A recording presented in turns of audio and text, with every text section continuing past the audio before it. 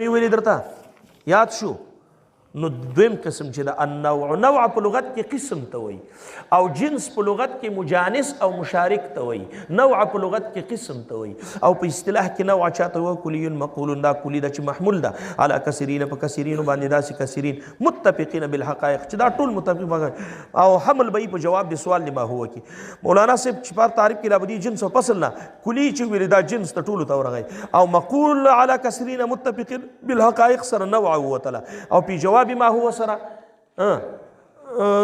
زویم نوع وتله سوق وته جنس ولې هغه حمل کېږي په مختلفین باندې او دا متفقین نو جنس وته او په جواب ما هو سره سوق وتله خاصه فصل ځکه هغه په جواب دی اي شيء او عرض عام خو ته هغه په جواب دی هغه دی لوی نر د بنګ وای نه اگې شي.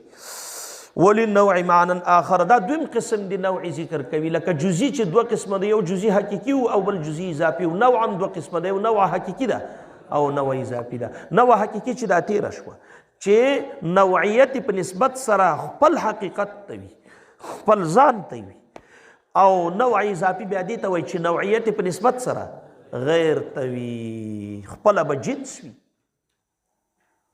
نوع به نه وي ځکه په مختلفین به حمل کېږي خو نوعیت په نسبت سره ما فوق ته ده. ځکه د ما فوق لاندې به د یو صنف یو نوع وي. هغه چاته وایي چې یو ماهیت سره له بل ماهیت نه فرض کې او د دې دواړو نه سوال په ماهما یا ماهم سره وکړي او په جواب کې له پاسه جنس واقع کېږي، دغې ته نوع اضافي وایي.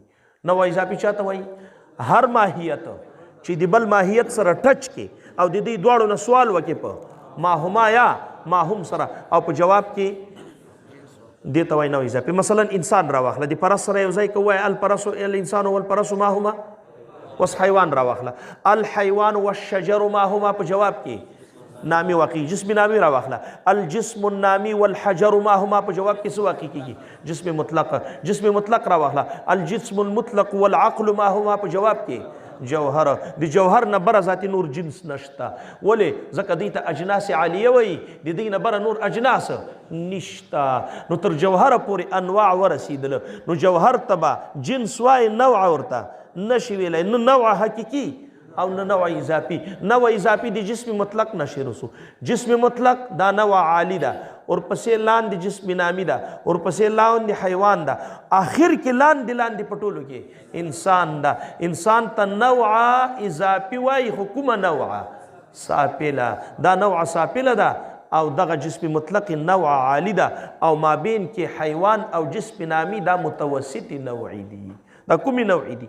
متوسط. نو دی وایي ولنوع معنی آخره، بله معنی هم د یقال له نوع اضافي، هغه ته اضافي ځکه وایي چې دا اضافت غیر ته ده. وماهیت هغه ماهیت ته یقال ای یحمل چې حمل کېږي علیها په دغه ماهیت باندې و علی غیرها په غیر باندې چې له دواړو نه سوال وکړي په ماهما سره یا ماهم سره الجنس جنس پی جواب ما هو، په جواب د ما هو معنی یعنی ماهما یا ماهم.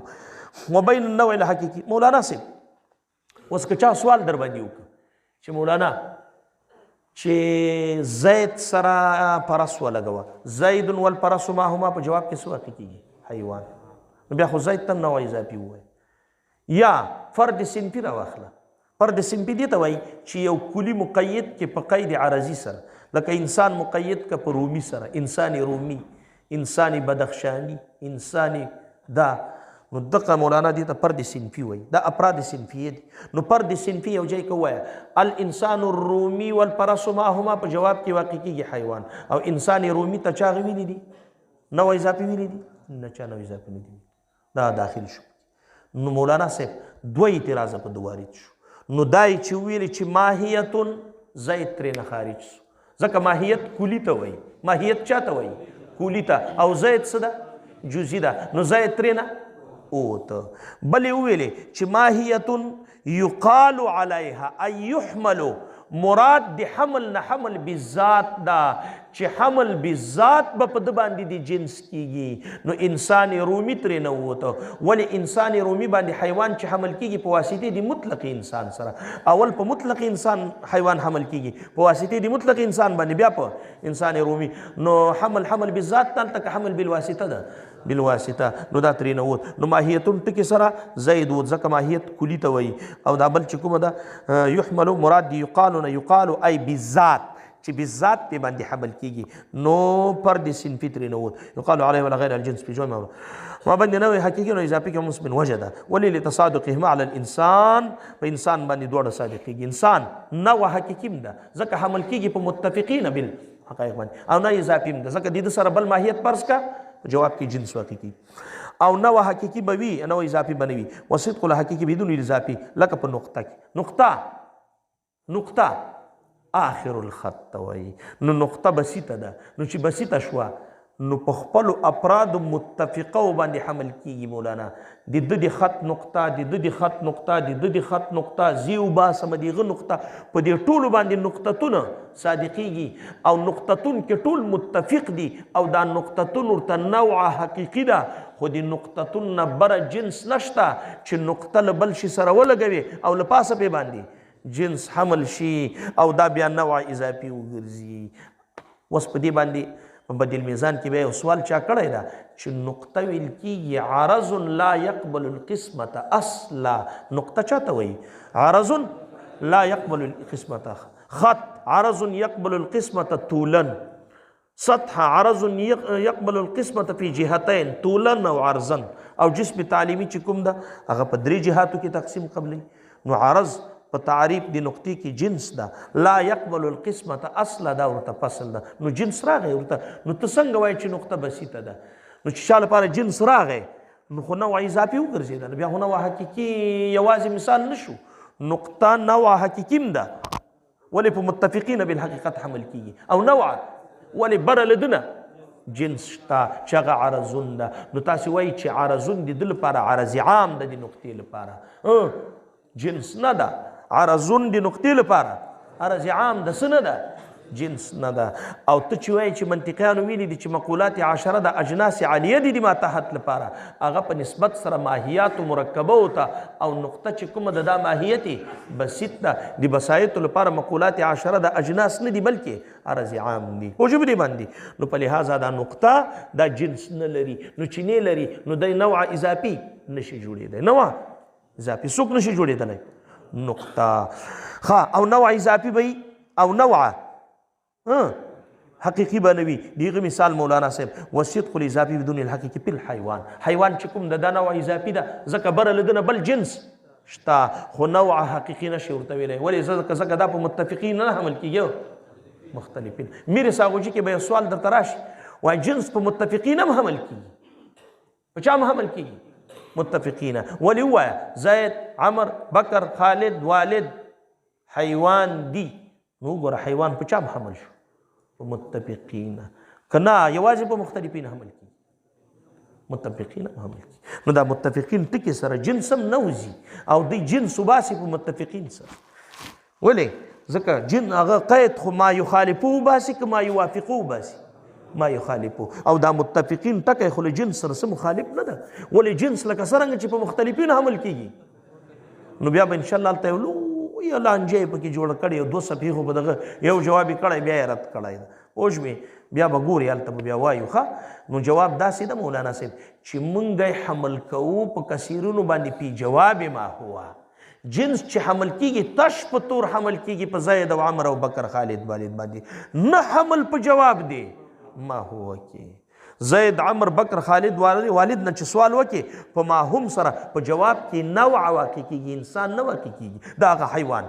په جواب کې نوع واقع کېږي چې څوک ده انسان ده نه واقع کېږي څوک حیوان واقع کېږي بغیر د سوال د ما هو نه اسې تش په طور حمل کېږي چې زید عمر بکر خالد والد دا څه دي حیوان دي خو کله دی نه سوال وکړي په چا سره بیا په جواب کې هغه نه واقع کېږي هغه بیا نوع واقع کېږي ونه ژبې دی خبره مې کوله درته نو دی وایي پس ما ته وګوره مولانا جنس او نوع دواړو کې تقسیم دی جاری کوي یو جنس مفرد ده بل جنس مرتب ده نوع هم 2 قسمه ده یو نوع مفرده بل نوع مرتبه پوه نه شوې دې باندې څو قسمه ده جنس مفرد جنس مرتب نوع مفرده نوع مرتبه الک جنس مفرده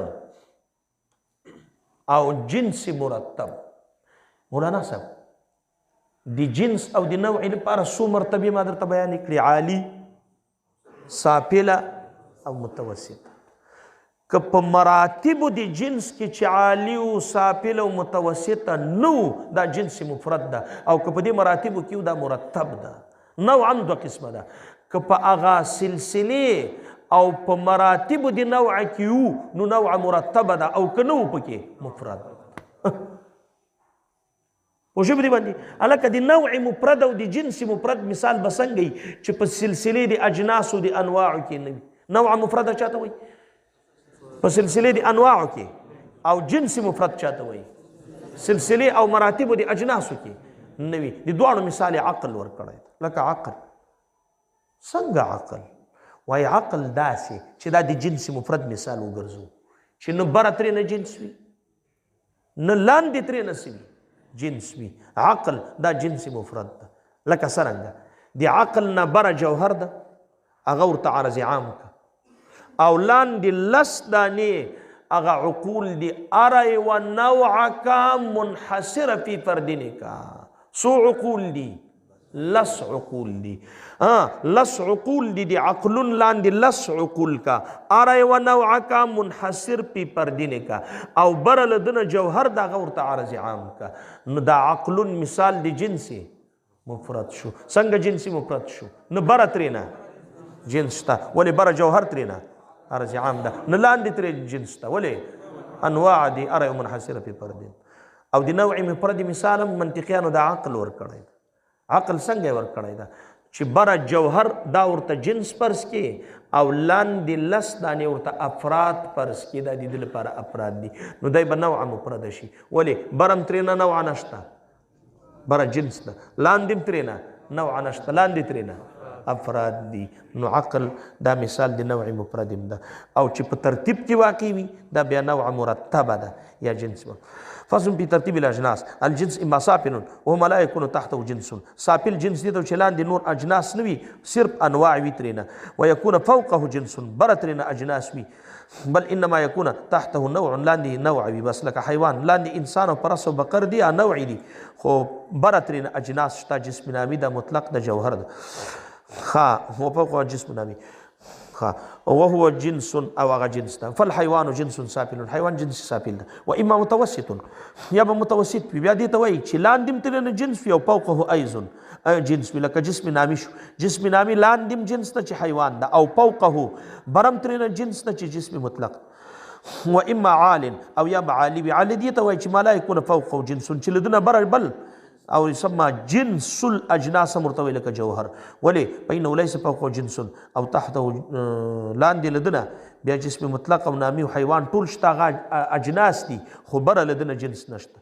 فصل الاجناس العاليه. اجناس عاليه چې کوم دي 10 هغه لس دي. وليس في العالم شيء خارجا، ځکه دې ته عاليه وایي چې نور، او دې ته مولانا صاحب مقولات 10 وایي. مقولات ځکه ورته وایي چې مقول په معنا دي محمول سره، او دیم اجناس دي، اجناس حمل کیږي په شی باندې. او 10 ځکه ورته وایي چې ليس في العالم شيء خارجا عن هذه الاجناس. مولانا 10 دا لس دانې دي په عالم الکون کې دي، لسونه کوم شی خالی نه دي، خامخا د دې لاندې به راځي. ویقال لهذه اجناس عالیه. او مقولات 10 مرته وایي. مقولات محمولاتو ته وایي. یو پکې جوهر ده، او باقي مقولات 9 دانې چې دي هغه 9 مقولات تی عرض دي. نو ټولې والجوهر الموجود لا في موضوع ای محل. سبا ته به دا وایي. بس دی ښه، سبا ته لږ غوندې خبرې دي پکې.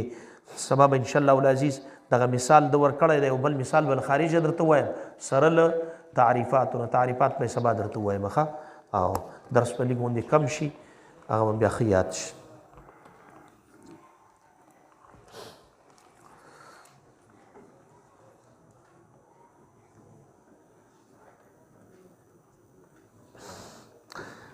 بسم الله الرحمن الرحيم. سبحانك لا علم لنا إلا ما علمتنا إنك أنت العليم الحكيم. مولانا صاحب د تعریف د مطلق تصور سوک حصول صورت الشیء